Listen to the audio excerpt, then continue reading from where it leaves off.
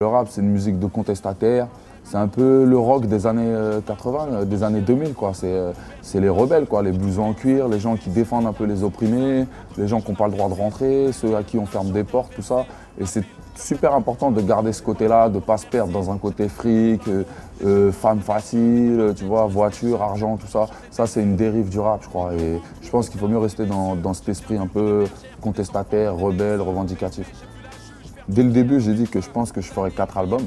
Donc au début, ça a été perçu un peu comme de la prétention. Et au final, quand on voit l'évolution de ma carrière et tout, on trouve ça tout à fait plausible. Je me dis qu'on ne peut pas faire de la musique en se contentant de ce qu'on sait déjà faire, en n'essayant pas de progresser, de tenter des choses différentes, etc. Donc c'est pour ça que je me suis dit qu'il faut faire mieux au niveau des sons, au niveau des thèmes, au niveau de l'écriture, au niveau de tout ce qui fait vraiment un bon album et un bon morceau. Je sens que j'évolue artistiquement, que j'avance dans ma démarche. Et que voilà, ça se ressent dans la musique, je pense.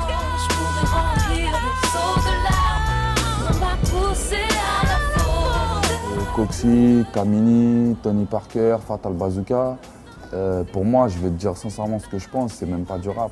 Donc sans vouloir blesser ou agresser qui que ce soit, c'est pas du rap, c'est des dérives du rap, c'est des gens qui se sont permis en fait de venir parodier notre musique et en plus qui aujourd'hui en font en commerce, qui font partie, qui sont joués sur des radios rap, qui ont des clips, donc qui sont considérés aujourd'hui comme de véritables artistes alors que c'est des gens qui parodient et c'est pas du tout du rap. Donc que ce soit Sevan, Coxy, parce qu'il y a aussi le rap chic, il y a le rap comique, on les considère même pas dans le rap. Donc je suis pas en compétition avec ces gens-là. Voilà, eux c'est des gens qui profitent d'une certaine notoriété parce qu'avant ils faisaient soit de la télé, soit du sport. C'est des gens qui ont envie de se faire un petit kiff perso, ils se sont dit tiens on va faire les rappeurs, on va s'amuser un peu.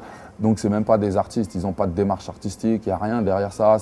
Ils rentrent dans un studio, ils ont des équipes de producteurs, ils ont des mecs qui écrivent pour eux, tout est prêt, tu vois. C'est comme si tu arrivais sur un buffet, tout est prêt, tu n'as plus qu'à chanter parce que tu t'appelles Tony P ou un tel ou un tel.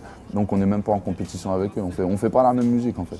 Il n'y a pas de ce genre de rap chez nous, il n'y a qu'un seul rap, c'est le nôtre. C'est celui qui a des choses à dire, c'est voilà, celui des contestataires comme je te le disais tout à l'heure. Donc tout ça c'est des dérives négatives, tu vois. Il y en a des dérives positives comme le slam, ça c'est quelque chose de positif pour le rap par exemple, mais ce genre de rap de guignol là, ça intéresse personne, c'est des effets de mode et c'est des gens qui nous salissent plus qu'autre chose. Parce que quand je vois, c'est des caricatures, c'est des clichés, ils font juste que jouer sur les clichés que nous-mêmes on essaye d'abattre depuis des années. Et c'est ça qui nous dérange un peu, c'est qu'ils prennent beaucoup trop de place. Le cauchemar du marchand d'armes, je réalise la nuit des courses-poursuites dans la ville. Mais n'ayez crainte puisque la mort n'est que la suite de la vie. Au bout de 4 albums, il faut savoir passer le relais, mettre en place une génération de jeunes. C'est ce qu'on commence à faire avec Sifac, avec 10 cm, avec plein de petits jeunes dont on s'occupe.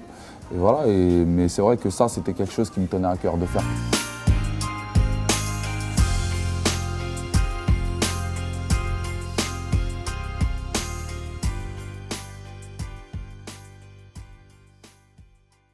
Ouais.